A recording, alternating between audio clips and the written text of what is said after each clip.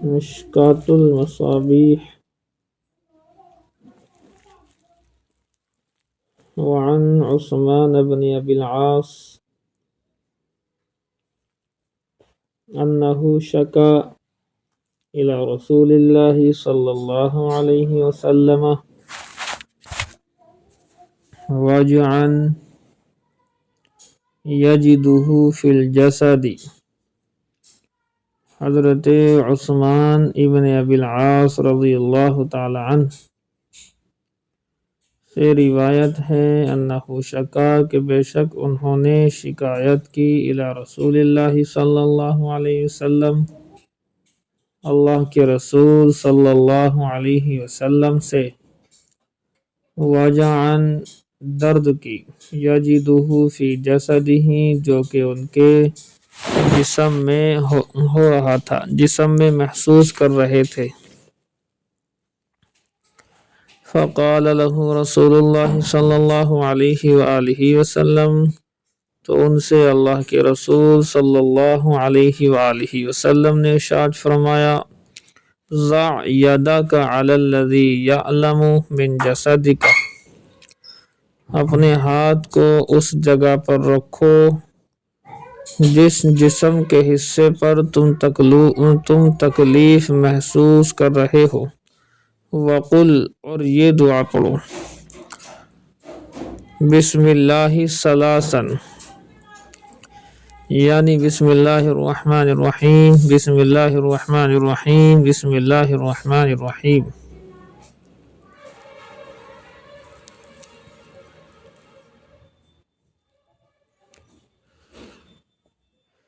جی یہ ابھی پہلی ہی ہے حدیث مشکات کی۔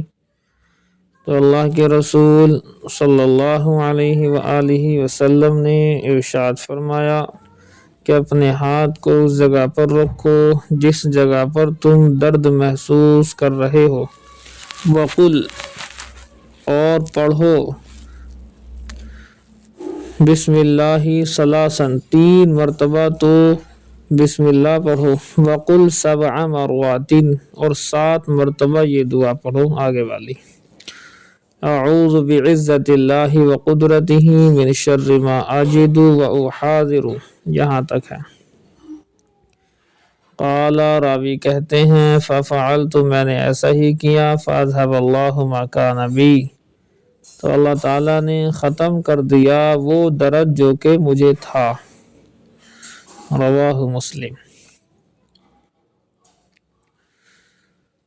وعن ابی سعید الخدری رضی اللہ تعالی عنہ ان جبرائیل اتى النبی صلی اللہ علیہ وسلم، حضرت ابو سعید خدری سے روایت ہے کہ بے شک جبرائیل علیہ الصلاۃ والتسلیمات اللہ کے حبیب صلی اللہ علیہ وسلم کے پاس آئے، فقال یا محمد اشتکیت، اے محمد رسول اللہ صلی اللہ علیہ وآلہ وسلم آپ بیمار ہو گئے؟ فقال نعم، حضور نے فرمایا ہاں۔ قال تو حضرت جبرائیل نے کہا بسم اللہ ارقیک من کل شیء یؤذیک من شر کل نفس او عین حاسد اللہ یشفیک بسم اللہ ارقیک، یہاں تک کی پوری دعا پڑھی۔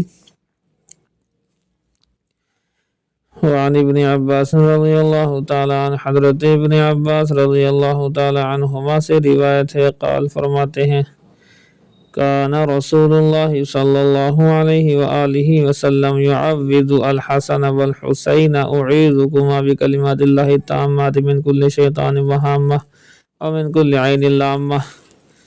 فرماتے ہیں اللہ کے رسول صلی اللہ علیہ وآلہ وسلم دم کیا کرتے تھے حضرت حسن اور حضرت حسین رضی اللہ تعالی عنہما کو، وہ دم یہ تھا اعیذکما بکلمات اللہ التامات من کل شیطان وہامہ ومن کل عین لامہ، یہاں تک۔ وَيَقُولُ اور یوں کہتے تھے ان اباکما کہ بے شک تمہارے آب و اجداد میں یعوذ بہا اسماعیل و اسحاق، بے شک تمہارے ابا کون حضرت ابراہیم علیہ السلام بھی اپنے بیٹے حضرت اسماعیل اور حضرت اسحاق کو انہی کلمات کے ذریعے سے دم کیا کرتے تھے۔ واسحاق ہو گیا۔ رواہ البخاری فی اکثر نسخ المصابیح بہما علی لفظ تثنیتی۔ یہ ہے جی۔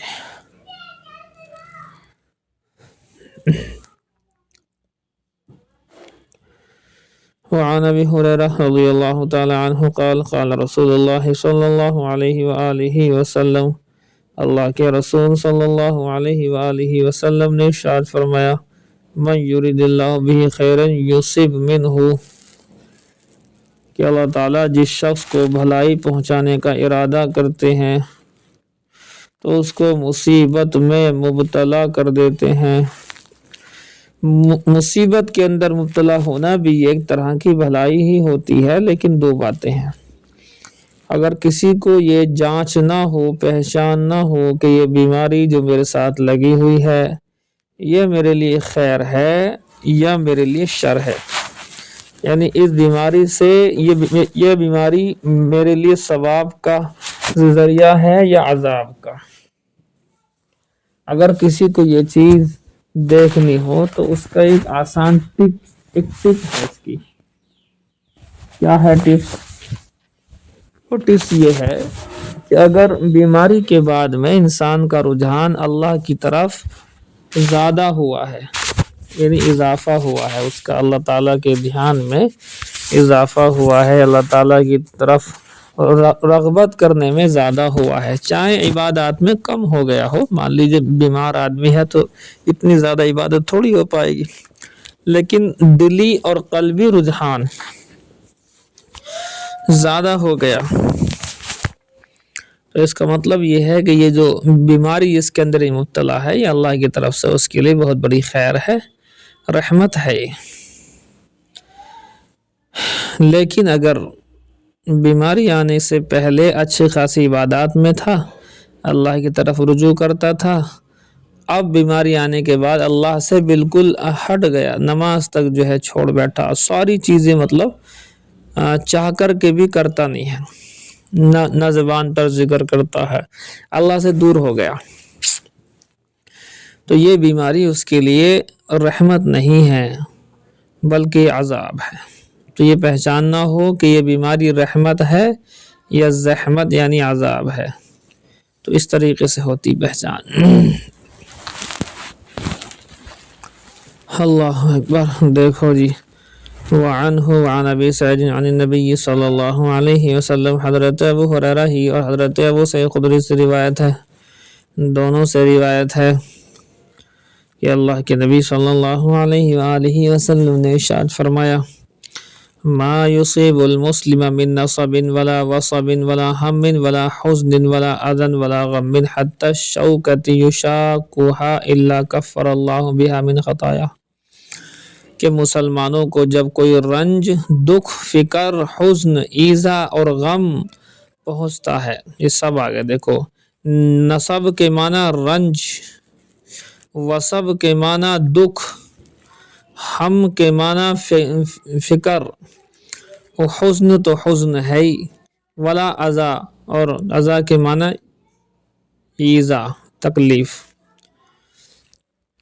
کہ اگر جس مسلمان کو رنج، دکھ، فکر، حزن اور ایذا پہنچتی ہے، اور غم، ولا غم، اور جو کوئی مسلمان ہو اس کو غم پہنچتا ہو، حتی الشوکۃ، یہاں تک کہ کانٹا بھی چبھتا ہو، تو کیا ہوتا ہے، الا کفر اللہ بها من خطایا، اللہ تعالیٰ اس سے اس کی خطایا کو دور کیا کرتا ہے، اللہ تعالیٰ اس کے جو گناہ ہیں ان کو معافی کا سبب بنا دیتا ہے، اس کو، ان تمام چیزوں کو۔ چلیے جی آگے۔ وعن عبد اللہ بن مسعود قال، فرماتے ہیں، دخلت علی النبی صلی اللہ علیہ وآلہ وسلم، میں اللہ کے نبی صلی اللہ علیہ وآلہ وسلم کے پاس ایک مرتبہ آیا، وَهُوَ يُوعَكُ، اس حال میں کہ آپ صلی اللہ علیہ وسلم بخار میں تھے. یوعک وعک سے بنا ہے، اس کے معنی بخار. فَمَسَسْتُهُ بِيَدِي تو میں نے اللہ کے نبی صلی اللہ علیہ وسلم پر اپنا ہاتھ پھیرا. فَقُلْتُ اور میں نے کہا یا رسول اللہ، اے اللہ کے رسول صلی اللہ علیہ وآلہ وسلم، اِنَّكَ لَتُوعَكُ وَعْكًا شَدِيدًا آپ کو تو سخت بخار ہے. فقال النبی صلی اللہ علیہ وسلم حضور صلی اللہ علیہ وآلہ وسلم نے ارشاد فرمایا اجل ہاں، انی اوعک کما یوعک رجلان منکم مجھے اتنا بخار ہے جتنا تم لوگوں میں سے دو لوگوں کو ہوا کرتا ہے، تم میں سے دو لوگوں کے برابر مجھے بخار ہے. فقلت ذالک تو حضرت عبداللہ بن مسعود کا کہتے ہیں کہ میں نے عرض کیا کہ لِأَنَّ لَكَ أَجْرَيْنِ کہ یہ شاید اس لیے ہوگا، دو لوگوں کا بخار آپ کو اکیلے کو اس لیے ہے، اس لیے کہ بے شک آپ کے لیے ڈبل اجر ہے. فقال اجل حضور نے فرمایا ہاں. ثم قال پھر فرمایا ما من مسلم یصیبہ اذی من مرض فرماتے ہیں جو کوئی بھی مسلمان ہو بیماری کی وجہ سے اس کو تکلیف پہنچتی ہو، یہ ہے جی ما من مسلم یصیبہ جو کوئی اسلام والا ہو اور اس کو تکلیف پہنچے من مرض کی وجہ سے، فما سواہ یا اس کے علاوہ کسی اور وجہ سے، الا حط اللہ بہ سیئاتہ مگر یہ کہ اللہ تعالیٰ اس سے گناہوں کو معاف کر دیتا ہے. کما تحط الشجرۃ ورقہا جیسا کہ درخت اپنے پتوں کو گرا دیتا ہے، ایسے گناہ جھڑتے ہیں جیسے کہ درخت سے پتے جھڑتے ہیں. یہ کہنے کا مفہوم ہے. وعن عائشہ حضرت عائشہ صدیقہ کائنات سلام اللہ علیہا سے روایت ہے قالت فرماتی ما رأیت احدا الوجع علیہ اشد من رسول اللہ صلی اللہ علیہ وسلم کہ نہیں دیکھا میں نے آپ صلی اللہ علیہ وسلم کے مقابلے میں زیادہ سخت بیمار شخص نہیں دیکھا میں نے کسی کو الوجع علیہ کے درد ہو اس کے اوپر اشد من رسول اللہ صلی اللہ علیہ وسلم حضور سے زیادہ درد، حضور سے زیادہ شدت اور حضور سے زیادہ بخار میں نے جو ہے کسی اور کو دیکھا ہی نہیں. وجہ وہی ہے کہ ثواب زیادہ ہے، بس اور کوئی خاص وجہ نہیں ہے. باقی اللہ ہی کی مرضی ہے اس کے اندر.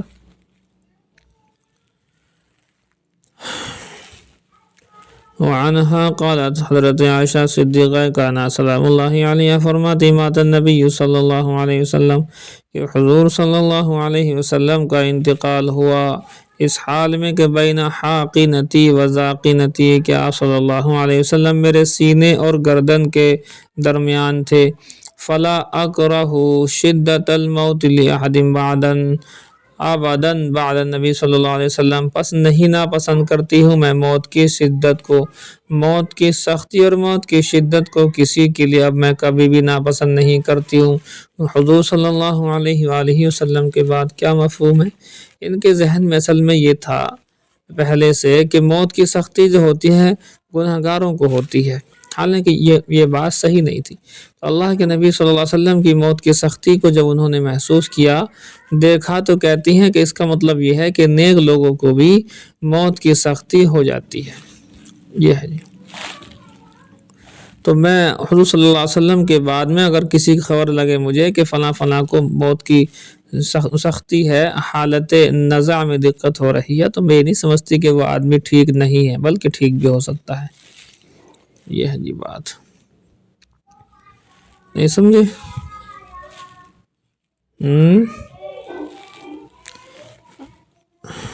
دیکھو تو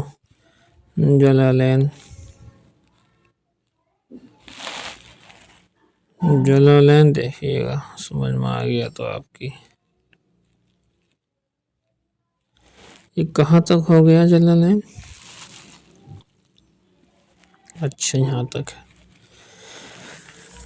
دیکھو جلالین شریف دیکھو وَلِكُلِّ مِنَ الرِّجَالِ وَالنِّسَاءِ اور ہر ایک کے لیے مرد اور عورتوں میں سے جعلنا بنایا ہم نے موالیا ہم نے جتھے کو اور دوسرا ہم نے بنایا ذمہ دار ای عصبتن یعنی عصبہ یعطون جن کو مال دیا جائے گا، وارثین جسے کہتے ہیں، مما ترک الوالدان والاقربون اس مال میں سے کہ جس کو والدین اور رشتہ دار چھوڑ کر کے انتقال کریں، شرط یہ ہے کہ لہم من المال ان کے پاس مال بھی ہو، والذین عقدت بألف ودونہا والذین عقدت کہاں گیا، اچھا جی، اور وہ لوگ کہ جو دیکھو بی الفن و دونہا الف کے ساتھ بھی ہے اور بغیر الف کے بھی، عقدت اور وہ لوگ کہ جو عقدت ایمانکم جنہوں نے اپنی قسموں کو مضبوطی کے ساتھ میں باندھا، جمع یمین ایل قسم یہ یمین کی جمع ہے یعنی قسم، اول یدی یا ہاتھ کے معنی ہے، ایل حلفاء الذین عاہدتموہ یعنی وہ حلیف لوگ تم نے جن سے عہد کیا تھا، فی الجاہلیہ زمانہ جاہلیت کے اندر، علی النصرۃ والارث مدد کرنے پر اور وراثت پر۔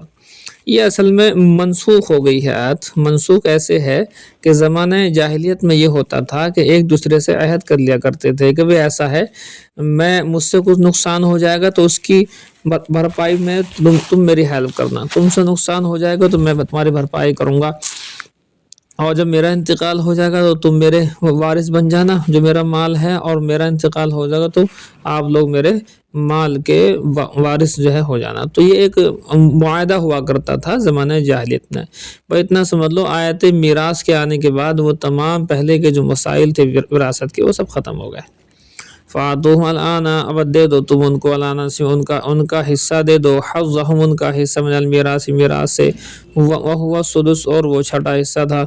ان اللہ کان علی کل شیء شہیدا بے شک اللہ تعالی ہر چیز پر گواہ ہے، مطلع اطلاع والا ہے، ومنہ اور انہی میں سے ہے حالکم تمہارا حال بھی، وَهُوَ منسوخ اور یہ آیت منسوخ ہے اللہ تعالیٰ کے قول، وَأُولُو الْأَرْحَامِ بَعْضُهُمْ أَوْلَىٰ بِبَعْضٍ کہ جو اولو الارحام ہوتے ہیں، سگے ممبران ہوتے ہیں، بعض اولا ہیں بعض سے، یہ والی آیت تو آیت میراث کہلاتی ہیں، جتنی بھی آیتیں اس طرح کی آ رہی ہیں تو یہ منسوخ ہے۔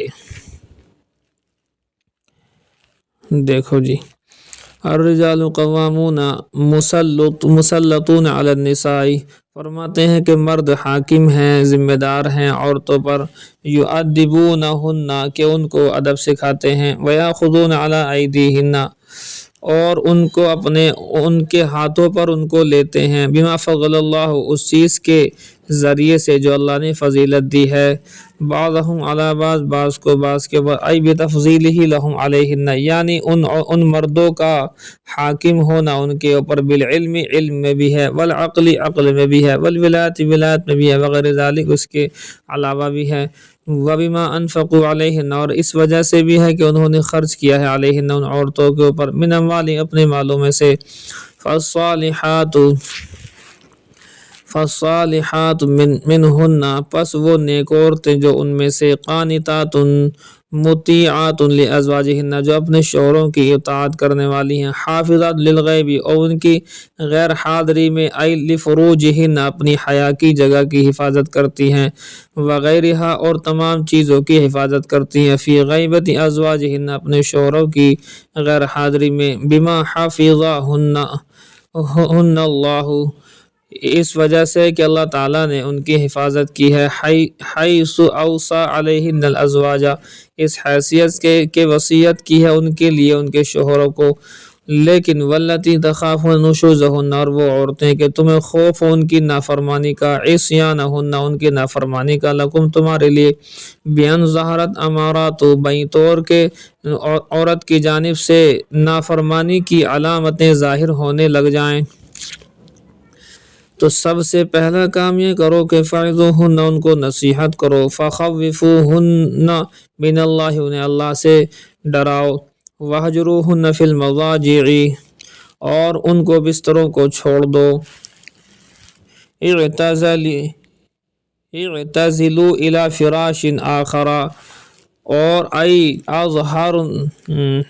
ان اظہرن نشوزا اگر وہ نافرمانی ظاہر کریں تو ان سے دور ہو جاؤ، وَضْرِبُوهُنَّ ضَرْبًا غَيْرَ مُبَرِّحٍ فرماتے ہیں اور ہلکی پھلکی مار بھی دے سکتے ہو، پٹائی بھی جو ہے کر سکتے ہو، غیر مبرحین ایسی پٹائی جس سے زخم نہ ہو، نشان نہ لگے، زخم نہ لگے، اِلَّمْ يَرْجِعْنَ بِالْحِجْرَانِ اگر چھوڑنے سے بھی، اگر دور ہونے سے بھی وہ رجوع نہ کریں، ٹھیک نہ ہو، فَإِنْ أَطَعْنَكُمْ بس اگر وہ تمہاری اطاعت کر لیں، فِيمَا يُرَادُ مِنْهُنَّ ان باتوں میں جو تم چاہتے ہو ان سے، فَلَا تَبْغُوا تَطْلُبُوا عَلَيْهِنَّ سَبِيلًا تو نہ تلاش کرو تم ان کے خلاف کوئی راستہ انہیں پریشان کرنے کے لیے، طَرِيقًا إِلَى ضَرْبِهِنَّ ظُلْمًا مارنے کے لیے ان کو بطور ظلم کے کوئی طریقہ نہ ڈھونڈو، إِنَّ اللَّهَ كَانَ عَلِيًّا كَبِيرًا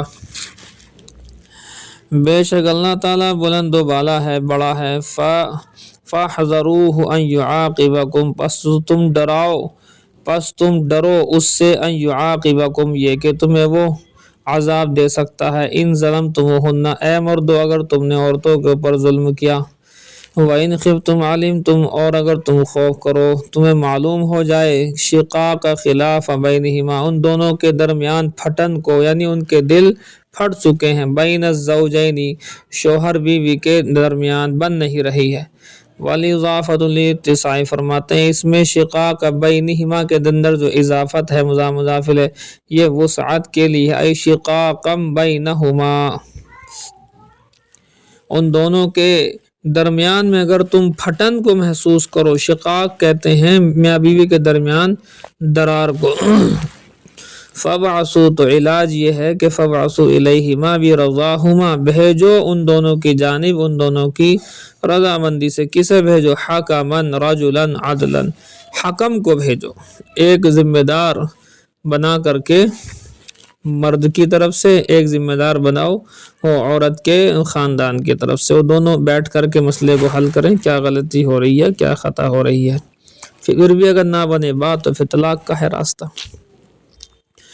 حَكَمًا رَجُلًا عَدْلًا فرماتے ہیں کہ ایک نیک صالح مرد کو، اتنا لمبا مطلب پروسیجر ہے، پہلے اس نصیحت کی جائے گی، سمجھایا جائے گا، پھر دور رہیں گے، اس کے بعد تھوڑی بہت مار پٹائی بھی ہے، تب کہیں جا کر کے بات اگر نہ بن پائے تو پھر چھوڑنے چھڑانے کی بات آتی ہے، لیکن ایک دم سے لوگ باغ چھوڑنے چھڑانے کی بات کرتے ہیں نمبر ایک پر، یہ بات ٹھیک نہیں ہے۔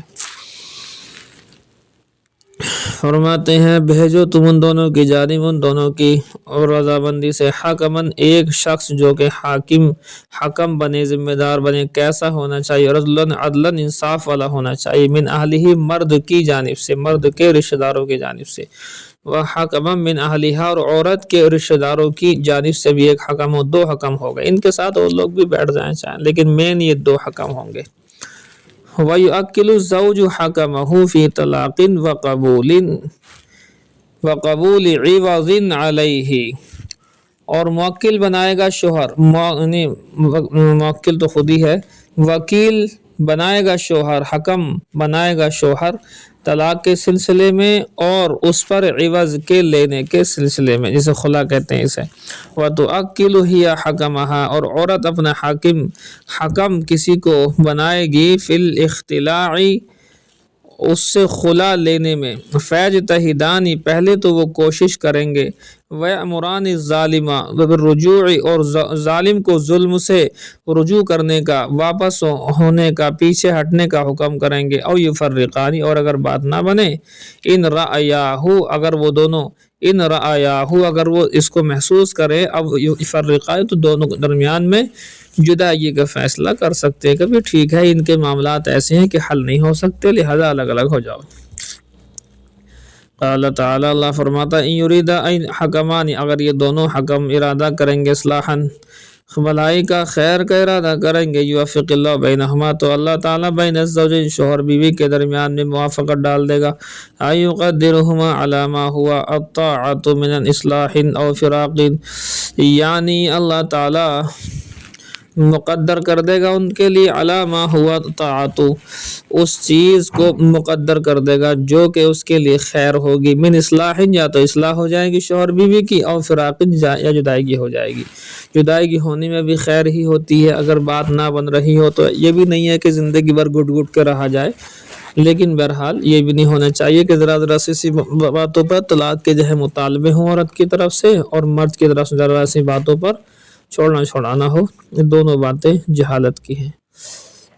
یہ تو آخری سٹیج ہے. ان اللہ کان علیما حکیما، بے شک اللہ تعالیٰ جانتا ہے بکل شیء ہر چیز کو، خبیراً باخبر ہے، بالبواطنی کا ظواہری باطنوں سے واقف ہے، دلوں کے بھید سے واقف ہے جیسا کہ ظاہر سے واقف ہے. وَاعْبُدُوا اللَّهَ وَحِدُوهُ، اللہ تعالیٰ کی عبادت کرو، یعنی اللہ کو ایک سمجھو، توحید والا مسئلہ ہے. وَلَا تُشْرِكُوا بِهِ شَيْئًا، اور اللہ تعالیٰ کے ساتھ کسی کو شریک نہ ٹھہرانا. وَأَحْسِنُوا بِالْوَالِدَيْنِ إِحْسَانًا، اور والدین کے ساتھ حسن سلوک کرو. بِرًّا، نیکی کرو. وَلِينَ جَانِبٍ، فرماتے ہیں نرمی اختیار کرنا ان سے بات کرنے میں. وَبِذِي الْقُرْبَى الْقَرَابَةِ، اور یہ جو ہے قریبی رشتہ داروں کے ساتھ حسن سلوک کرو. والیتامی، یتیموں کے ساتھ حسن سلوک کرو. والمساکین، مسکینوں کے ساتھ حسن سلوک کرو. والجار ذی القربى، فرماتے ہیں وہ پڑوسی جو قریبی رشتہ دار ہے، القریب من کا جو تم سے قریب ہے، فی الجواری پڑوس میں، او النسب یا نسب کے اندر، ان کے ساتھ میں خیر خواہی کا معاملہ کرو. والجار الجنوب، اور وہ پڑوسی جو دور رہتا ہے، البعید عنک فی الجواری، یا تو پڑوس اس کا دور والا ہے، یا او النسب، یا تو ہے وہ، یا پھر نسب کے اندر وہ دور ہے، ان سب کا خیال رکھو. وصاحب الجنب الرفیق فی السفر او صناعۃ وقیل الزوجۃ، اور پہلو میں رہنے والا ساتھی، پاس میں جو آپ لوگ بیٹھتے ہیں، جیسے کہ کلاس میٹ ہوتے ہیں، یا سفر میں ایک ساتھ چل رہے ہیں، یا کسی کام میں ایک ساتھ رہ رہے ہیں.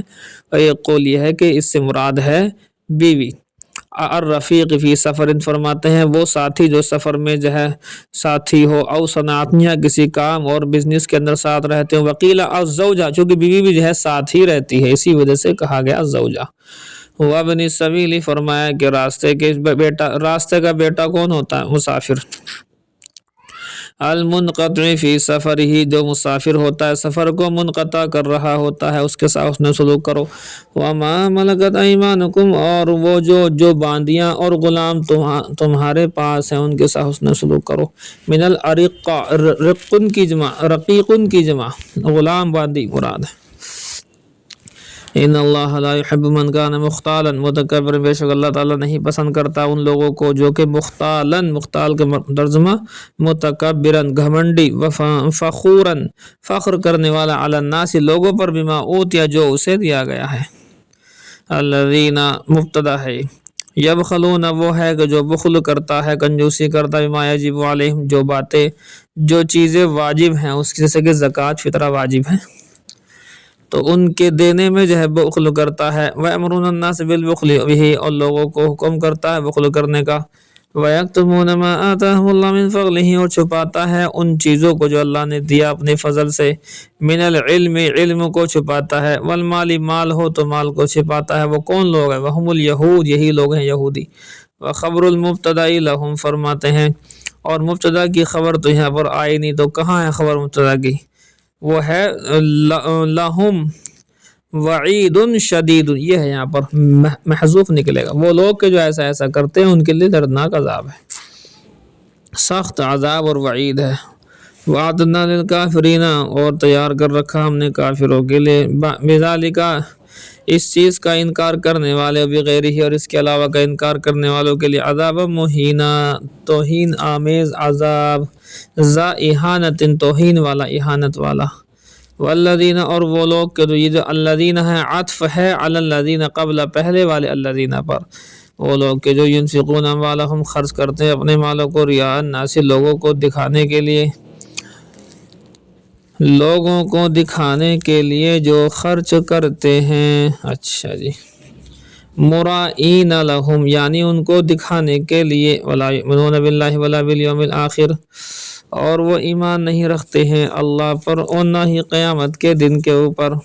کل منافقین و اہل مکہ، جیسے کہ منافق لوگ ہیں یہ، اور جیسے کہ منافقین لوگ ہیں اور اہل مکہ ہیں.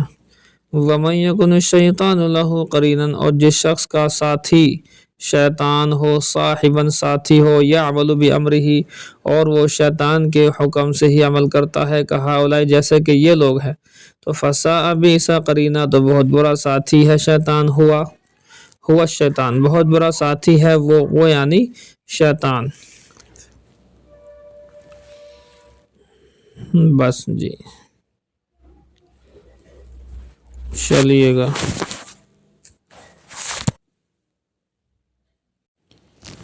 بخاری شریف جلد ثانی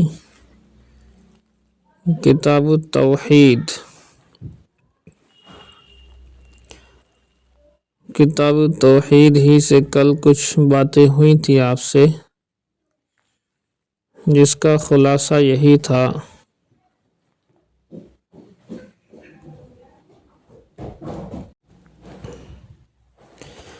کہ اللہ تبارک و تعالی کے متعلق اسلامی عقیدہ، اللہ کی توحید جو اصل اصول ہے، اس سے ہٹ کر نہیں ہے کچھ۔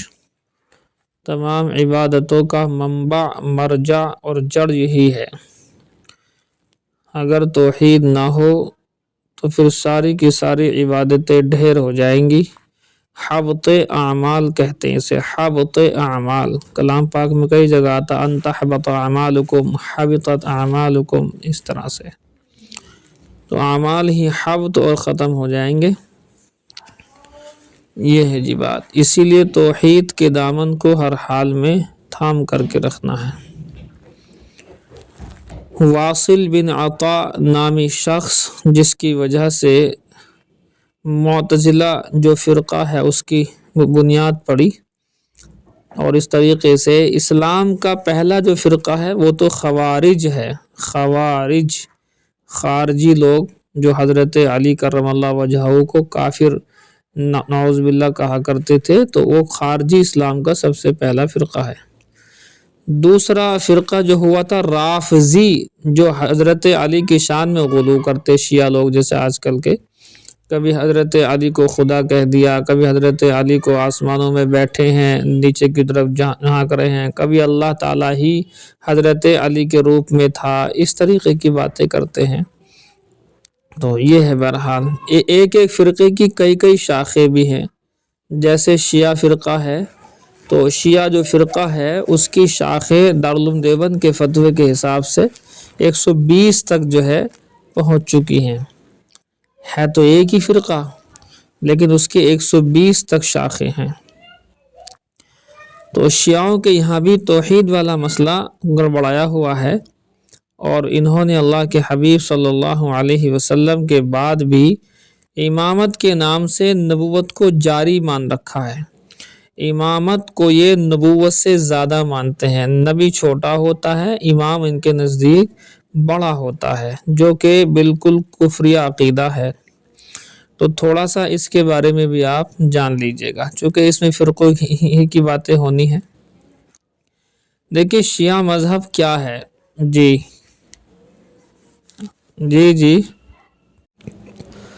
تو فرق باطلہ میں اسلامک سب سے پہلے 2 فرقے ہیں۔ بیک گراؤنڈ آپ کو دھیان سے سننا ہوگا، اور مائک بند کر لیجئے گا، مائک بند کیجئے۔ جن کے مائک کھلے ہوئے ہیں مائک بند کرو۔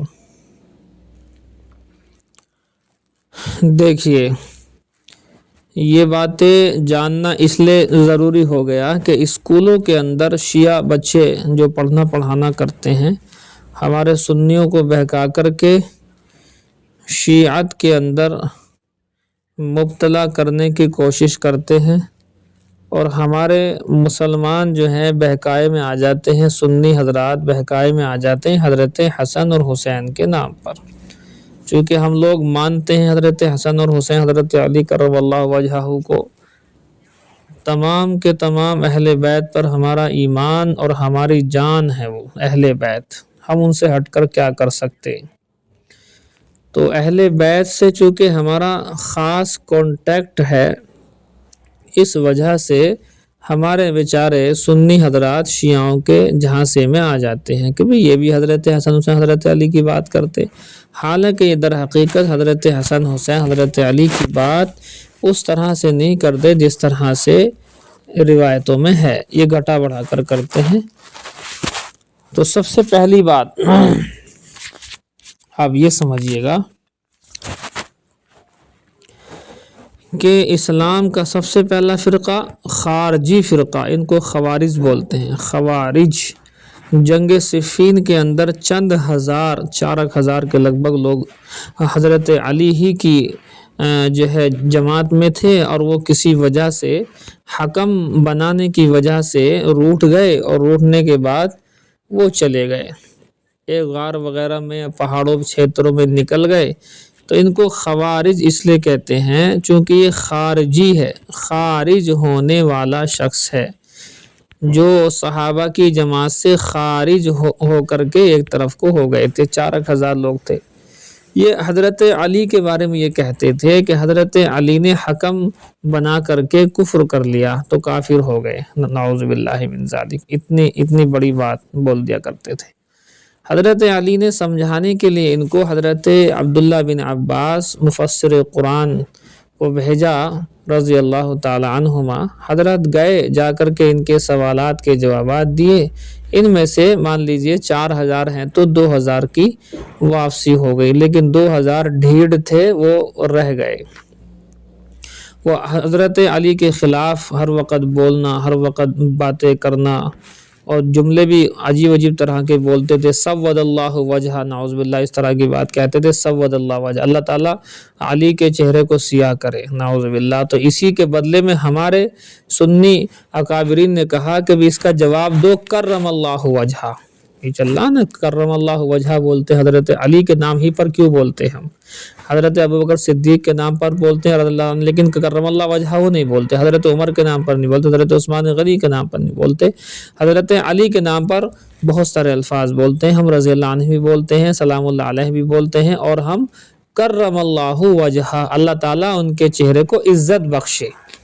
تو یہ کرم اللہ وجہ جو ہم لوگ استعمال کرتے ہیں حضرت علی پر، اس کا بیک گراؤنڈ یہی ہے کہ خارجی جو گروپ تھا، فرقہ تھا، یہ کہتا تھا سود اللہ وجہ، اللہ تعالیٰ علی کے چہرے کو سیاہ کرے۔ تو ہم نے کہا سیاہ نہیں، کرم اللہ وجہ، اللہ تعالیٰ حضرت علی کے چہرے کو روشن کرے، سرسبز و شاداب کرے، عزت بخشے۔ یہ ہم ان کے جواب کے لیے کہا کرتے تھے اس وقت میں۔ تو ایک بات تو یہ آپ نوٹ کر لیجئے، پہلا فرقہ خارجی فرقہ، ان کو خوارج بھی کہتے ہیں، خوارج خارجی کی جمع ہے۔ دوسرا فرقہ اب سمجھیں آپ، پہلے یہ سمجھیں کہ اللہ کے نبی صلی اللہ علیہ وآلہ وسلم نے حضرت علی کرم اللہ وجہہ سے ایک بات کہی تھی کہ اے علی، تمہارے متعلق، تمہارے بارے میں 2 فرقے گمراہ ہو جائیں گے۔ ایک فرقہ وہ گمراہ ہوگا جو تمہاری شان کو حد درجے گھٹائے گا، جیسے کہ خارجی جو حضرت علی کو کافر تک کہا ہے، نعوذ باللہ، اتنی شان کو مطلب گھٹا کر کے رکھ دیا۔ اور ایک فرقہ وہ گمراہ ہوگا جو تمہاری شان کو بہت زیادہ بڑھائے گا۔ اب وہ فرقہ کون ہے؟ رافضی۔ شیعہ جو ہے نا، اس میں بہت ساری قسمیں ہیں، تو شیعوں میں جو قسم رافضی ہوتی ہے اس کے بدترین کافر ہونے کے مطلب فتاوی ہیں۔ تو رافضی فرقہ شیعہ ہی ہے، وہ ان کا کام کیا ہے؟ انہوں نے حضرت علی کو کہاں سے کہاں تک پہنچا دیا، انبیاء سے بھی افضل بول دیا، اور پتہ نہیں کس کس سے افضل بول دیا۔ بلکہ نصیری جو فرقہ ہے، جو ابھی آپ نے سنا ہوگا کہ بلاد شام کے اندر، سیریا کے اندر تختہ پلٹ ہوا ہے۔ تختہ پلٹ کہتے ہیں کہ پہلے والی حکومت ختم اور نئی حکومت نے اس کے اوپر قبضہ کیا ہے۔ تو ابو محمد جولانی کے نام سے جو نئے جنرل بنے ہیں وہاں کے، انہوں نے جو ہے بشار الاسد شیعہ، بشار الاسد کے نام سے شیعہ تھا، بدترین شیعہ، نصیری شیعہ ہے، تو اس کو وہاں سے مار کر کے بھگا دیا ہے، روس بھاگ چکا ہے، ابھی فی الحال وہیں پر ہے۔ تو اس شیعوں کی جو ہیں بہت ساری اقسام ہیں، 120 تک پہنچتی ہے، 33-34 کا تو میرے پاس عقائد کے بالکل لسٹ ہے میرے پاس موجود۔ دارالعلوم دیوبند نے وہ کتاب جو ہے مطلب پڑھاتے ہیں رد شیعیت کے نام سے، رد شیعیت، 6 جلدیں ہیں چھوٹی چھوٹی۔ اچھا جی، ہوا یہ تھا اب جب حضور صلی اللہ علیہ وسلم نے یہ بات بیان فرما دی کہ ایک فرقہ تو گمراہ ہوگا تمہاری شان کو زیادہ کم کر کے، ایک فرقہ گمراہ ہوگا تمہاری شان کو بہت زیادہ بڑھا کر کے، تو گھٹانے بڑھانے والے گمراہ ہوں گے۔ ہم ہیں میڈیم کوالٹی کہ اللہ کے نبی صلی اللہ علیہ وسلم کے داماد ہیں حضرت علی، اللہ کے وسلم کے دامادوں میں بھی بہت بڑی اللہ نے ان کو صفات سے نوازا ہے، حضور کے خاندان کے بھی ہیں، اہل بیت بھی ہیں، یہ ساری کوالٹیاں مانتے ہیں، لیکن ہم جتنے ہیں اتنے مانتے ہیں، اس سے 1 انچ نہ اوپر نہ 1 انچ اس سے نیچے، درمیان والے ہم ہیں۔ اچھا جی، اب آپ آئیے، دیکھیے ایک نام آپ کو نوٹ کرنا پڑے گا، عبداللہ بن سبا۔ جی، اب آپ کو معلوم ہو جائے گا کہ شیعت کس طرح پھیلی ہے، کیا اس کا وجود ہے، کیا آگے پیچھے کی باتیں ہیں۔ عبداللہ بن سبا نام کا ایک شخص تھا، عمر اس کی کافی ہوئی، یہودی تھا یہ عبداللہ بن سبا۔ تو اللہ کے نبی صلی اللہ علیہ وسلم کے زمانے کے بعد میں اس نے اپنا کام کرنا شروع کیا، حضرت ابوبکر صدیق کا دور ہے، اور عبداللہ بن سبا نے جو ہے منافقین جو ہوا کرتے تھے، اندر سے کافر باہر سے ایمان محسوس کراتے تھے، لہذا یہ بھی عبداللہ بن سبا منافقین ہی میں سے تھا۔ تو اس نے اپنے آپ کو ایمان والا ظاہر کیا، اندر سے کافر تھا، ایمان کو ختم کرنے کی کوشش کیا کرتا تھا۔ تو حضرت ابوبکر صدیق کا چونکہ دبدبہ تھا اور ان کا ایک مقام تھا، اور خیر القرون کا چونکہ زمانہ ابھی جو ہے قریب قریب ہی تھا، تو اس کی بات چل نہیں پائی۔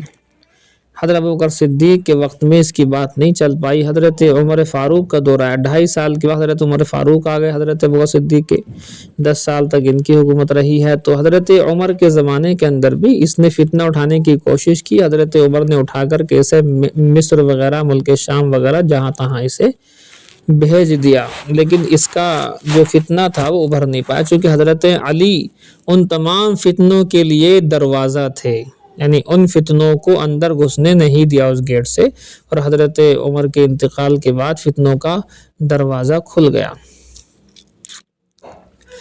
فرماتے ہیں حضرت عثمان غنی جب آئے تو نرم مزاج، نرم خوئی ان کے اندر بہت زیادہ تھی، نرمی بہت ہی زیادہ تھی۔ اب یہاں اسے موقع مل گیا، یہ ملک شام، عراق، ادھر تمام ملکوں کے اندر گھوما، اور اس نے جا کر کے دھیرے دھیرے سے یہ فتنہ چھوڑنا شروع کیا کہ بتاؤ حضرت علی داماد رسول ہیں، اہل بیت میں سے ہیں، اور لہذا سب سے پہلی خلافت تو انہی کی ہونی چاہیے تھے۔ ابوبکر صدیق نے علی کی خلافت کو چھین لیا، غصب کر لیا، لوٹ لیا، حضرت عمر نے بھی ان کی خلافت کو لوٹ لیا، غصب کر لیے، لوگ غاصبین ہیں۔ حضرت ابوبکر کو بھی کہا کافر، اس نے حضرت عمر کو کافر کہا، حضرت عثمان غنی کو بھی جو موجودہ تھے امیر، ان کو بھی کافر کہا۔ بہرحال لوگ تو آپ کو تو پتہ ہی ہے، غلط فرقہ ہو یا صحیح فرقہ ہو، ماننے والے تو پیدا ہو ہی جاتے ہیں۔ اب اس کے ساتھ والے پیدا ہونے شروع ہو گئے۔ حضرت عثمان غنی کے وقت میں اسے کو اچھا موقع مل گیا۔ اب چونکہ اسلام پھیل رہا تھا، حضرت ابوبکر صدیق کے زمانے میں تو اندر کے جو فتنے تھے ان کو ختم کیا گیا، حضرت عمر نے اسلام کو پھیلایا 22 لاکھ مربع میل تک، حضرت عثمان غنی کے دور میں 44 لاکھ مربع میل تک اسلام پھیل گیا تھا۔ تو لہٰذا اسلام کی فتوحات بے پناہ تھیں، تو اندر اس نے جو ہے لوگوں کو یہ کہنا شروع کر دیا کہ علی ہے، بس علی ہی علی ہیں، اور تو کوئی ہے ہی نہیں، حضرت علی خدا ہیں، اور خدا ہی حضرت علی کے روپ میں آیا تھا۔ انہوں نے ابوبکر نے خلافت چھینی، عمر نے خلافت چھینی، اور اس طریقے سے عثمان غنی نے خلافت چھینی، اور ابوبکر صدیق نے حضرت بی بی فاطمہ الزہرا کا جو باغ فدق حضور کی وراثت تھی وہ چھین لیا۔ اس طرح کی خرافاتی باتیں ان لوگوں نے پھیلانی شروع کر دی۔ تو بہرحال 1 2 4 5 اس ملک میں اس ملک میں اس طریقے سے دھیرے دھیرے آدمی اکٹھا ہونا شروع ہو گئے۔ تو جو لوگ عبداللہ بن سبا کے ساتھ لگے ان کو بلوائی کہتے ہیں، یہ نام نوٹ کر لینا، بلوائی۔ اب میں آگے جو نام ذکر کروں گا بلوائی کے نام سے ذکر کروں گا، تاکہ اگر کہیں آپ اس موضوع پر پڑھیں، لکھیں، سمجھیں تو اس میں بلوائی کا لفظ آئے گا۔ تو عبداللہ بن سبا کے ماننے والوں ہی کو کہتے ہیں بلوائی۔ تو بولتے ہیں کہ بلوائیوں نے اب یہ فتنہ اٹھانا شروع کر دیا، 1 سے 2 ہے، 2 سے 4 ہوئے، 4 سے 100 ہے، 100 سے 1000 ہوئے، ان کی تعداد روز بروز بڑھنی شروع ہو گئی۔ اب ان کا مشن یہ تھا کہ کسی طریقے سے خلافت جو دی جائے وہ حضرت علی کو دی جائے، یہ نہ بھی دیتے تب بھی حضرت علی کا تو نمبر تھا ہی، لیکن چونکہ فتنہ اٹھا رہے تھے ابوبکر صدیق کے وقت سے ہی، یہی بات اسی وقت بھی کہی تھی، لیکن ابوبکر صدیق کے دور میں چلی نہیں۔ حضرت عمر کا دبدبہ تھا، ان کے دور میں بھی نہیں چل پائی۔ حضرت عثمان غنی نرم مزاج تھے، ان کے زمانے میں چل گئی یہ بات، اور پھر چاروں طرف سے جو ہے حضرت عثمان غنی کے خلاف اندرون 6 سال تو بڑے اچھے گئے، 12 سال کی ہے حکومت، 2.5 سال کی ابوبکر صدیق کی ہو گئی، 10 سال حضرت عمر کی ہو گئی، ان کی 12 سال کی ہے، تو یہ 6 سال تو شروع کے ایک چین و سکون سے رہے، فتوحات کا دور رہا، آگے دین بڑھتا رہا۔ 22 لاکھ مربع میل پر حضرت عمر چھوڑ کر گئے تھے، 44 لاکھ مربع میل تک حضرت عثمان غنی نے اس کو پھیلاؤ دے دیا۔ بڑے بڑے جو ملک تھے اسلام کے زیر آنا شروع ہو گئے، اور کہتے ہیں اگلے 6 سال بڑے مشکل کٹے، جگہ جگہ سے فتنے، جگہ جگہ سے حضرت عثمان غنی داماد رسول ہیں ڈبل، حضرت علی اگر ایک بیٹی کے شوہر ہیں تو حضرت عثمان غنی یکے بعد دیگرے 2 بیٹیوں کے شوہر ہیں، ایک کا انتقال حضرت رقیہ کا ہو گیا، اس کے بعد حضرت نے جو ہے ام کلثوم دے دیا، یوں کہا کہ اگر ایک کے بعد ایک انتقال ہوتا رہتا میری 100 بیٹی ہوتی، 100 کے 100 میں ایک کے بعد ایک عثمان غنی کو دے دیتا، تو ظاہر سی بات ہے کتنا بڑا مقام ہے۔ لیکن اس فتین نے جو ہے حضرت علی کے متعلق ہی، کیونکہ حضرت علی کے بارے میں روایت موجود تھی تو ہونا تو تھا ہی ہے، کتنے لوگوں نے اپنا ایمان خراب کرنا شروع کر دیا، حضرت علی کی شان بیان کرتے ایسی کہ حضرت علی خود اس چیز سے منع کیا کرتے کہ میں تو انسان ہوں، نہ میں نبی ہوں، میں تو ایک حضور صلی اللہ علیہ وسلم کے گھرانے کا آدمی ہوں، یہ ساری باتیں کہتے، جو بات تھی وہی کہتے تھے علی، کبھی بھی حضرت علی نے یہ نہیں کہا کہ میں انبیاء سے افضل ہوں، اس طرح کی باتیں نہیں کہی، لیکن بہرحال یہ کہتا رہا۔ عبداللہ بن سبا حضرت علی کو خدا بھی کہتا، کبھی کچھ کہتا، انت الہ، یہ کہتا کہ تم معبود ہو۔ بہرحال چاروں طرف سے فتنے ابھر رہے تھے، حضرت عثمان غنی کے جب 12 سال پورا ہونے کو آ گئے تو یہی بلوائی مدینہ میں آ گئے، حضرت عثمان غنی کے خلاف، حضرت عثمان غنی کے خلاف آ گئے لوگ، حج کے لیے گئے، یہ پورا واقعہ لمبا چوڑا ہے، میں بہت شارٹ کر کے بتا رہا ہوں، خالی میں حضرت عثمان غنی کی شہادت ہی کو اگر بیان کروں تو کم سے کم 1 گھنٹہ لگے گا، اب تو بالکل شارٹ کر کے بتا رہے ہیں۔ حضرت عثمان غنی جمعے کا خطبہ دے رہے تھے، نماز بھی نہیں پڑھنے دی، بڑا فتنہ اٹھایا، حضرت تمام صحابہ نے کہا کہ حضرت آپ ہمیں اجازت دیجیے، حضرت علی نے کہا آپ ہمیں اجازت دیجیے، ہم ان کو مار کر کے یہاں سے بھگا دیں گے، لیکن حضرت عثمان غنی نے فرمایا کہ نہیں، مدینہ کے اندر خون خرابہ ہو یہ مجھے بالکل پسند نہیں ہے، اس طرح سے منع کر دیا صحابہ کرام کو ہتھیار اٹھانے سے، اور ان لوگوں نے اس قدر بلوا اٹھایا، اس قدر بلوائیوں نے جو ہے پریشان کیا کہ حضرت عثمان غنی کو گھر کے اندر قید کر دیا، پھر بھی ہتھیار اٹھانے سے منع کر دیا۔ عثمان غنی نے اپنے جو ہے چھت پر چڑھ کر کے سمجھانے کی کوشش کی، بھی آپ کیوں میرے خلاف ایسا کر رہے ہیں، آپ کو پتہ نہیں میں داماد رسول ہوں، ڈبل داماد رسول، ذو النورین کا لقب مجھے دیا گیا، فلاں کنواں میں نے اللہ کے راستے میں دیا، تبوک کے موقع پر میں نے یہ دیا، ساری چیزیں یاد دلائیں، لیکن نالائقوں کو نہیں سمجھ میں آئی۔ اینڈ یہ کہ صاحب، لیکن کسی کے ذہن میں یہ بات نہیں تھی کہ حضرت عثمان غنی کو کوئی شہید بھی کر سکتا ہے، ان کے اوپر ہاتھ بھی اٹھا سکتا ہے، یہ نہیں پتا تھا کسی کو۔ یہ لگا لیجئے کہ 40 دن تک ان کا کھانا پانی بند رہا۔ حضرت حسن حسین کو گیٹ پر حضرت علی نے تعینات کیا کہ تم ان کی حفاظت میں رہو، کوئی جو ہے نقصان نہ پہنچے، لیکن بہرحال یہ بلوائی جو ہیں اندر گھس گئے، گیٹ سے نہیں آئے، اندر دیوار کود کر کے اندر آئے۔ بی بی نائلہ تھیں، یعنی حضرت عثمان غنی کی جو موجودہ بیوی تھیں، بی بی نائلہ اس وقت نے وہاں تھی، تو بی بی نائلہ جو اندر موجود ہیں، حضرت عثمان غنی کلام پاک پڑھ رہے ہیں، اور یہ 40واں دن ہے، اور یہ خواب کے اندر دیکھ چکے ہیں، اس دن اونگ آئی تھی، خواب دیکھا تھا، اللہ کے حبیب نے فرمایا تھا کہ آج کا افطار، چونکہ روزہ رکھنے رہتے کھانے کچھ تھا ہی نہیں، کہ آج کا افطار آپ ہمارے ساتھ ہی کرنا، تو اس لیے باقاعدہ کلام پاک پڑھنے کے لیے بیٹھ گئے تھے، اور وہ آیت ہے فَسَيَكْفِيكَهُمُ اللَّهُ وَهُوَ السَّمِيعُ الْعَلِيمُ، اس آیت کے بعد حضرت عثمان غنی پہنچے، پہلے سپارے کی آخری صفحے کی ہے یہ آیت، اور ادھر سے بلوائی اندر آ گئے، انہوں نے آ کر کے حملہ کر دیا۔ بی بی نائلہ نے اپنا ہاتھ آگے کیا تو ان کی انگلیاں کٹ کر کے نیچے گر گئیں۔ پھر حضرت عثمان غنی پر کئی حملے کیے گئے اور خون جو نکلا وہ خون فَسَيَكْفِيكَهُمُ اللَّهُ والی آیت کے اوپر گرا، اور وہ غالباً ترکی کے اندر وہ خون سے سنا ہوا کلام پاک آج بھی ہے، میوزیم کے اندر رکھا ہوا ہے۔ تو یہ ہوا جی، حضرت عثمان غنی کو وہاں پر شہید کیا گیا۔ حضرت حسن حسین کو معلوم نہیں ہوا، بہرحال جب معلوم ہوا تو پکڑ دھکڑ ہوئی، اتنے وہ لوگ بھاگ گئے، ایک نہیں تھے، بہت سارے تھے۔ بہرحال حضرت عثمان غنی کی شہادت۔ عبداللہ بن سبا کو یاد رکھنا، یہ اسی کے لوگ تھے، بلوائی جسے کہتے ہیں۔ اب یہ حضرت علی کے لیے مانگ کرنے لگے کہ بھی ان کو خلیفہ بناؤ۔ ظاہر سی بات ہے خلافت تو ان کو ہی ملنی تھی، اگر یہ نہ کہیں تب بھی ملنی تھی۔ حضرت علی کو جو ہے خلافت دی گئی، بہت شارٹ کٹ بتا رہا ہوں، حضرت علی کو خلافت دی گئی، اور خلافت دینے کے بعد عبداللہ بن سبا نے اپنے تمام ساتھیوں کے ساتھ حضرت علی کی جو جماعت تھی اس کے اندر شریک ہو گئے، یعنی منافقین فی الدین حضرت علی کی جماعت کے اندر یہ شریک ہو گئے۔ اب انہوں نے دھیرے حضرت علی کو خدا، حضرت علی تو بھی ایسے ہیں ویسے ہیں، بہت ساری باتیں، غلط عقائد پھیلائے، اور لوگ اس کی بات مان بھی رہے تھے، لیکن حضرت علی نے اسے پکڑ کر کے سمجھایا، نہیں سمجھ میں آئی اس کی کہ بھئی تو مجھے خدا کیوں کہہ رہا ہے، اس کی سمجھ میں نہیں ہے۔ حضرت علی نے سب کے سامنے اس کو جلوا دیا تھا، مار دیا تھا، وجہ یہی تھی کہ تاکہ لوگ اس بات کو سمجھ جائیں، مگر یہ فرقہ اسی طریقے سے وجود میں آ گیا۔ حضرت علی کے ساتھ رہتا تھا، حضرت علی کے خلاف کام کرتا تھا، حضرت علی کے ساتھ، حتیٰ کہ حضرت علی کو شہید کرانے میں بھی انہی لوگوں کا ہاتھ رہا، ساتھ والوں کا، جن آج ہم شیعہ کہتے ہیں۔ پھر حضرت حسن آ گئے ان کے بعد میں، حضرت حسن کو شہید کرانے میں بھی انہی شیعوں کا ہاتھ رہا۔ پھر حضرت حسین آ گئے، ان کو شہید کرانے میں بھی حضرت حسین کو شہید کرانے والے بھی یہی شیعہ لوگ تھے۔ تمام پوری ہسٹری ہے۔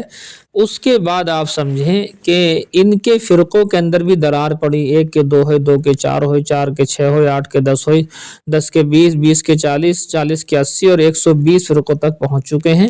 اب ان کی شاخیں الگ الگ۔ سب سے بدترین شیعہ جو کہ کہلاتا ہے ایران والا شیعہ، یہ ہوتا ہے اثنا عشری شیعہ۔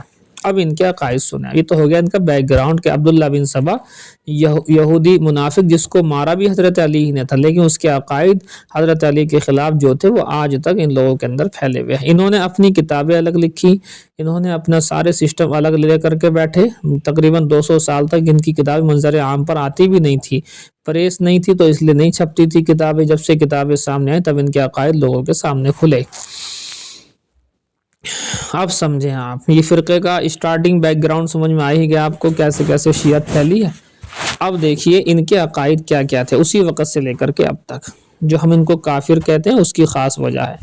سب سے پہلا ان کا عقیدہ یہ ہے کہ کلام پاک کے اندر تحریف ہوئی ہے۔ 40 پارے تھے، 40 میں سے 10 سپارے جن کے اندر حضرت علی اور ان کی آل اولاد کے فضائل تھے ناموں کے ساتھ، وہ سب ہٹا دیے گئے۔ حضرت ابوبکر صدیق نے ہٹائے، حضرت عمر نے ہٹائے، عثمان غنی نے ہٹائے، ان سب نے کلام پاک کے اندر سے پاروں کو ہٹا دیا گیا، ایک قول جو کہ باطل ہے۔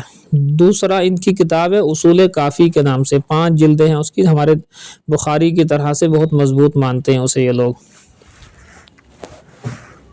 سمجھے جی؟ آواز آ رہی ہے آپ لوگوں کو؟ اچھا دھیان سے سننا ہے، ٹھیک۔ تو یہ جو ہے اصول کافی کے نام سے ان کی اصل جو کتاب ہے وہ یہی ہے، 5 ہیں اس میں، جلدیں جو ہیں 5 ہیں، اور بھی کتاب من لا یحضر الفقیہ، اس طرح کی جو ہے رجال کشی، اس طرح کی بک ہے بہت ساری، لیکن یہ اصول کافی جو کتاب ہے نا یہ زیادہ اہم مانتے ہیں۔ وجہ یہ ہے کہ کسی نے اس کتاب کو لکھا، اور لکھنے کے بعد میں انہوں نے وہ شخص 12ویں امام جو ان کے نزدیک غار کے اندر چھپ کر کے بیٹھے ہیں، 256 ہجری کے اندر غائب ہوئے ہیں، 1000 سال سے زیادہ ہو گیا ان کو غار کے اندر بیٹھے، تو کسی نے یہ کتاب لکھی اور غار میں گئے اور امام کو دکھا۔ ان کے نزدیک، ہمارے ہاں امام مہدی الگ ہیں، ان کے مہدی الگ ہے، ابھی بتاؤں گا امام مہدی کانسیپٹ بھی۔ تو کہتے ہیں یہ اندر غار میں گئے ہیں ان میں سے کوئی آدمی، یہ تمام کی تمام روایتیں لکھ کر، کتابیں لکھ کر، اصول کافی کی 5 جلدیں، اور جا کر کے غار میں امام مہدی سے ملا ہے، اور امام مہدی سے مل کر کے انہوں نے کہا تھا ھذا کافی، یہ کافی ہے امت کے لیے۔ تو اصول کافی، اس کا نام بھی اصول کافی رکھنے کی وجہ یہی ہے کہ امام نے کہا ہے۔ تو سب سے پہلا عقیدہ جو خراب والا ہے، یہ جو کلام پاک کا انکار کرتے ہیں، بظاہر چاہے کچھ بھی کہے، لیکن ان کی جو بک ہے ان کے حساب سے اصول کافی کے اندر لکھا ہے کہ کلام پاک کے اندر 17,000 کے لگ بھگ آیات تھیں، تو 2/3 قرآن تو غائب ہو گیا، بھئی 6,236 ہیں آیات، جو ہیں 6,236 ہیں جو ہمارے پاس قرآن ہے۔ آپ نے پڑھا ہوگا 6,666، اسے آپ ٹھیک کر لو۔ دارالعلوم دیوبند کا فتویٰ بھی اسی کے اوپر آ گیا ہے، 6,236 نوٹ کر لو اسے۔ ہم نے بھی کئی لڑکوں کو جو ہے مطلب موبائل لے کر کے بٹھایا، کیلکولیٹر، میں نے اپنے آپ جوڑو، آپ بھی جوڑ سکتے ہو، آپ کے گھروں میں قرآن ہے، ہر قرآن کی سورت کے لاسٹ اور شروع میں لکھا رہتا ہے کتنے رکوع کتنی آیتیں، آیاتھا اتنے اتنے، ان آیتوں کو جوڑ لو، ہر پہلا صفحہ ہر سورت کا کھولو، اس پر لکھی ہوئی آیات اتنی ہیں، اسے کیلکولیٹر میں جوڑو، تب آپ کو پتہ چلے گا کہ 6,236 آیتیں آئیں گی۔ نہیں سمجھے جی؟ تو اب انہوں نے یہ کہا کہ بھئی آیات جو تھیں وہ 17,000 تھیں، 17,000 آیات میں سے 2/3 رہ گیا، 6×3 = 18 ہوتے ہیں، تو 1/3 ہے موجودہ اور 2/3 غائب کر دیا ہے سنیوں نے، ابو بکر نے، عمر نے، عثمان نے۔ تو یہ اس طرح کی بات جو ہے کرتے ہیں اوٹ پٹانگ کی۔ یہ کہتے ہیں کہ ایک مرتبہ حضرت علی اصلی جو قرآن تھا اسے لے کر کے آئے تھے، مصحف فاطمی کہتے ہیں اسے، مصحف فاطمی، اور وہ لائے تھے، اور لا کر کے حضرت ابوبکر سے کہا تھا کہ یہ جو قرآن میرے پاس ہے اصلی قرآن تم اسے لے لو۔ ابوبکر صدیق نے قرآن لینے سے منع کر دیا، عمر نے قرآن لینے سے منع کر دیا، عثمان نے قرآن لینے سے منع کر دیا۔ علی نے فرمایا کہ آج کے بعد تم اس قرآن کو دیکھ نہیں پاؤ گے۔ یہ کہہ کر کے علی جو ہے اس قرآن کو لے آئے، یہ ان کے یہاں پر روایت ہے اٹھ پٹانگ، یہ اس قرآن کو لے آئے۔ اس کے بعد میں ان کی اولاد حضرت حسن کے پاس رہا، پھر حسین کے پاس رہا، پھر حسین کے بیٹے امام زین العابدین کے پاس رہا، پھر ان کے بیٹے امام باقر کے پاس رہا، باقر کے بعد امام جعفر کے پاس رہا، امام جعفر کے موسیٰ کاظم کے پاس رہا، پھر امام علی کے پاس رہا، امام تقی کے پاس رہا، امام نقی کے پاس رہا، اور 11 امام حسن عسکری کے پاس رہا، پھر 12 امام مہدی۔ یہ قرآن 12ویں جو امام ہے 6 سال کی عمر میں، وہ والا قرآن اصلی قرآن کو لے کر کے غار کے اندر جا کر کے چھپ گئے ہیں۔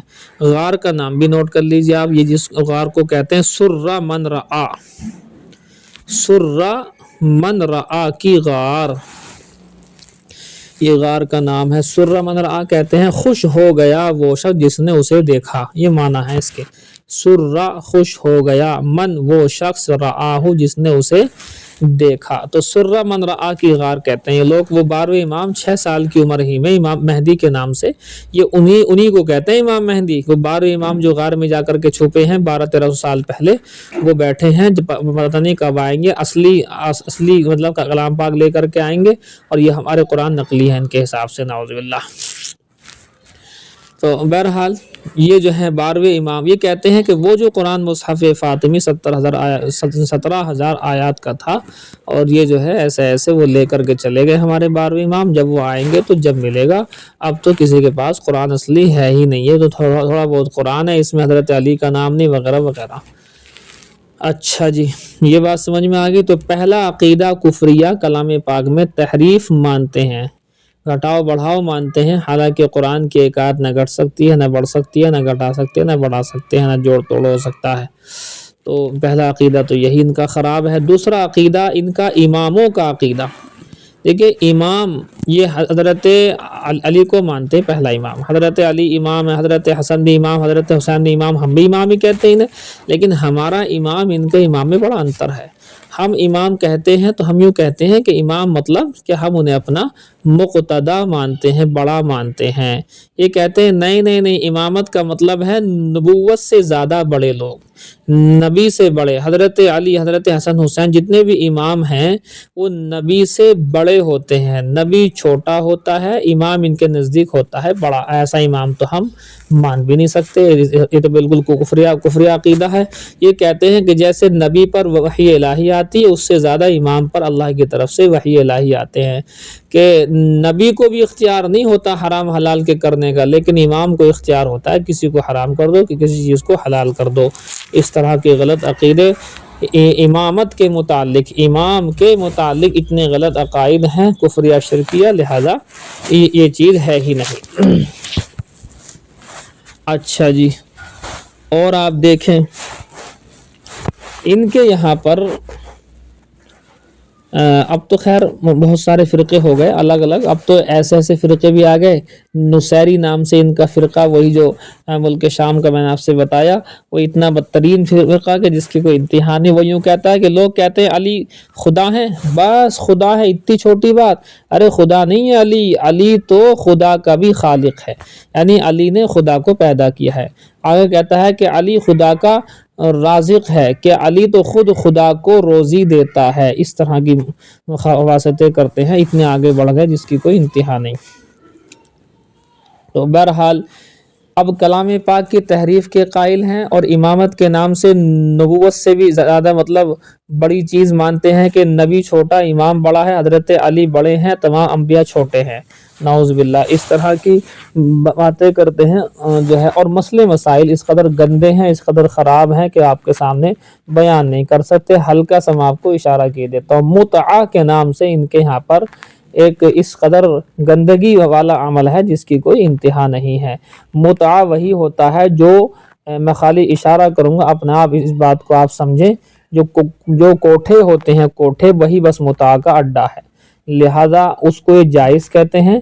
اور اس طرح سے پیسے دے کر کے کسی کے پاس پہنچنے کو اس طرح سے اتنا بڑا عمل مانتے ہیں۔ کتاب میں کیا لکھا دیکھیں کہ ایک مرتبہ متعہ کرنے سے حضرت حسین کا رتبہ مل جاتا ہے، دوسری مرتبہ متعہ کرنے سے حضرت حسن کا رتبہ، تیسری مرتبہ متعہ کرنے سے حضرت جو ہے علی کا رتبہ، اور چوتھی مرتبہ متعہ کرنے سے حضور کا رتبہ مل جاتا ہے۔ یعنی 4 مرتبہ کوٹھے پر کوئی آدمی جاتا ہے اس طرح غلط طریقے سے پیسے دیتا ہے تو وہ 4 مرتبہ میں ہی وہ حضور کی برابری کرتا ہے۔ بتائیے کہاں تک عقائد میں بدترین نہ ہو یہ لوگ، اس لیے کہتے ہیں بدترین جو لفظ استعمال کیا گیا نا، کافر تو کہا ہی گیا لیکن بدترین کافر کہا گیا، اس کی خاص وجوہات ہیں۔ چلیے بہرحال اس کو میں زیادہ نہیں کھولوں گا آپ کے لیے، آپ خود سمجھ لیجئے گا اس کو۔ تو اس طرح کے مسائل ہیں۔ میرے پاس ایک شخص آیا جو ابھی چند دن پہلے، چند مہینے یا سال ہو گئے شاید، تو آیا ایک شخص آ کر کے اس نے کہا کہ بھئی میں شیعہ ہو گیا ہوں اور میرا پورا خاندان شیعہ ہو گیا، گھر کو لے کر کے شیعہ بن گیا ہوں۔ ہم نے پوچھا بھئی مجھے بلکہ بلایا کچھ لوگوں نے اس کے پاس کے لیے کہ ذرا اس سے بات چیت کرو، یہ شیعہ بنا ہے، یہ کیوں بنا ہے؟ میں پہنچا ڈائریکٹ، میں نے کہا تھا کہ ادھر ادھر کی بات نہیں کرنا، ڈائریکٹ بتاؤ شیعہ کیوں بنے؟ کہنے لگے جی بات یہ تھی کہ ایک سوال کیا مجھ سے شیعہ نے، سوال یہ تھا، دیکھو سوال اتنا آسان ہے، جواب کتنا آسان ہے، مگر چونکہ آدمی خود تو پڑھا لکھا ہوتا نہیں، اور جو پڑھا لکھا ان سے پوچھنا ہے نہیں، معلوم کرنا ہے نہیں، خود ہی جواب ڈھونڈنے لگتے۔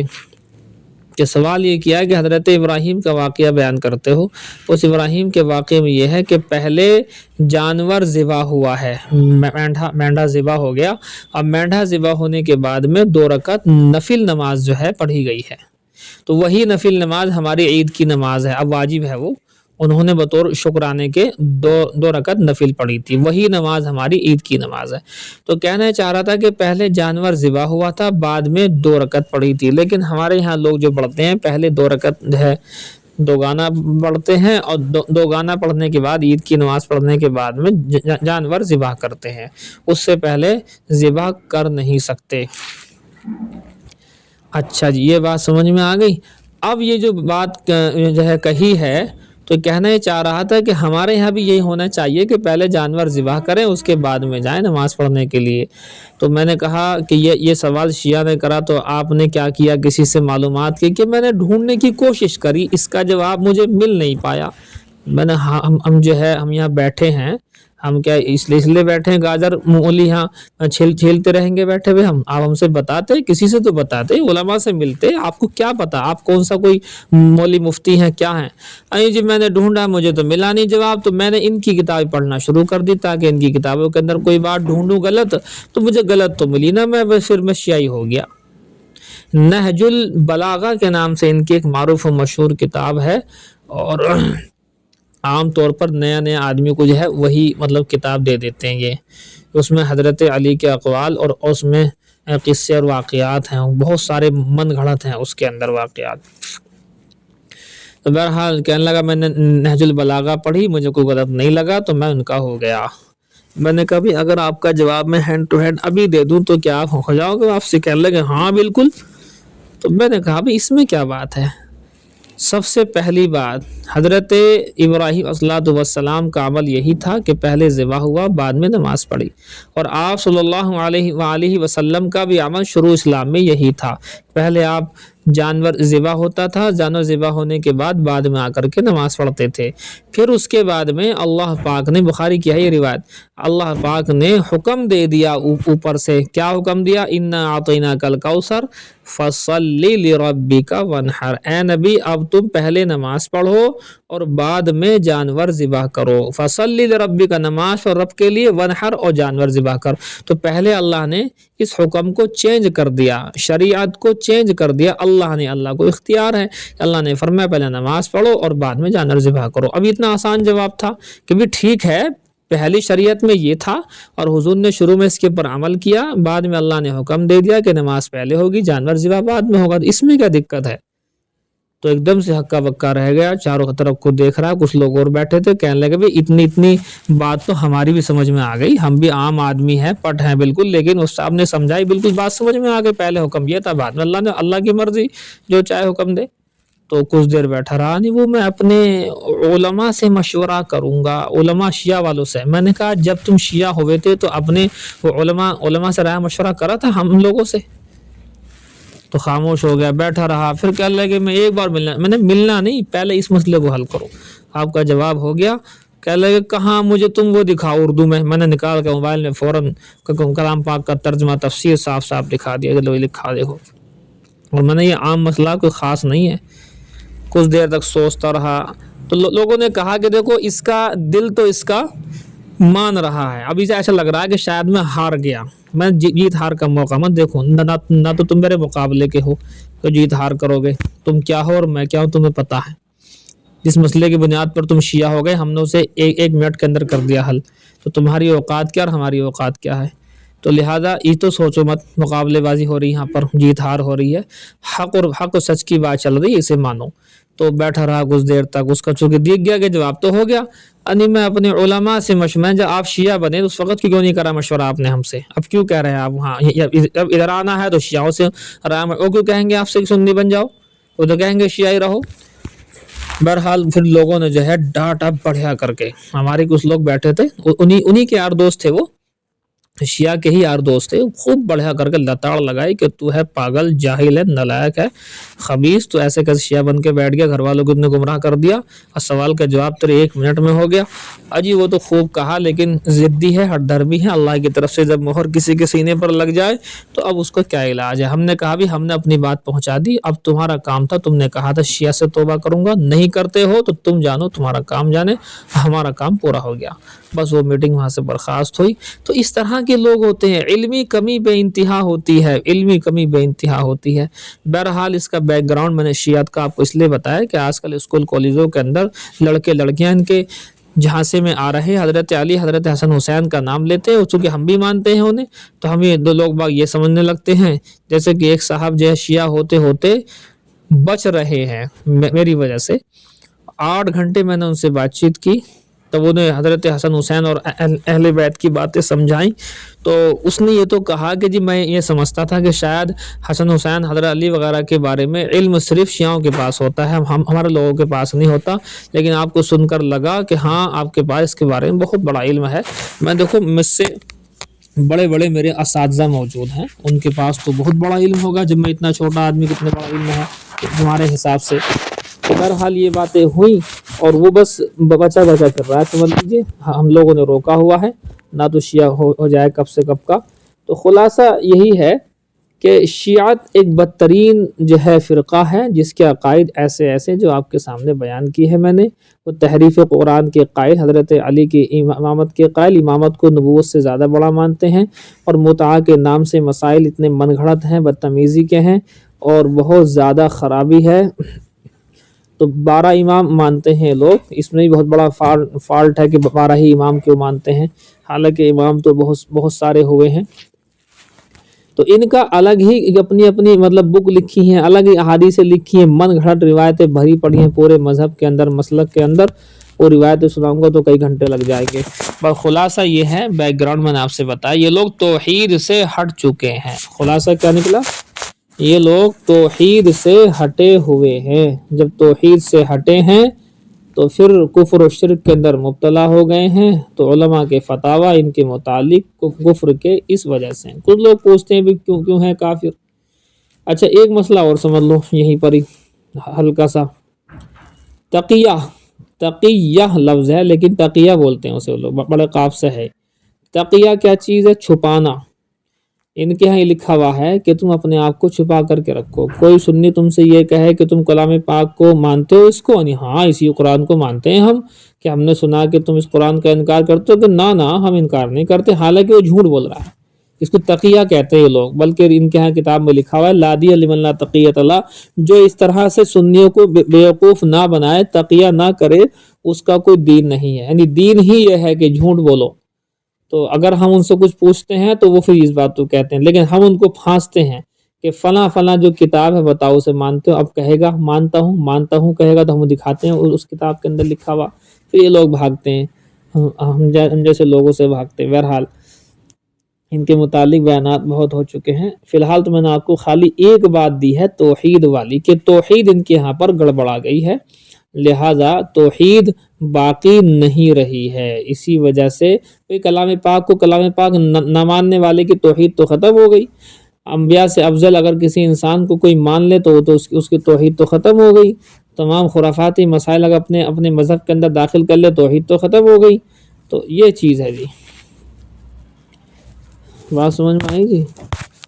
تو آج بس یہی رہنے دیجیے، شیعت کا ہی ہم نے آپ کو پوسٹ مارٹم کیا ہے شیعت کا، اور مختصر ہے یہ بہت، اس میں تو ہزاروں مسائل، ہزاروں باتیں ہیں، بڑی گہری باتیں ہیں، لیکن ایک موٹا سا آنکڑا آپ کو میں نے دے دیا ہے۔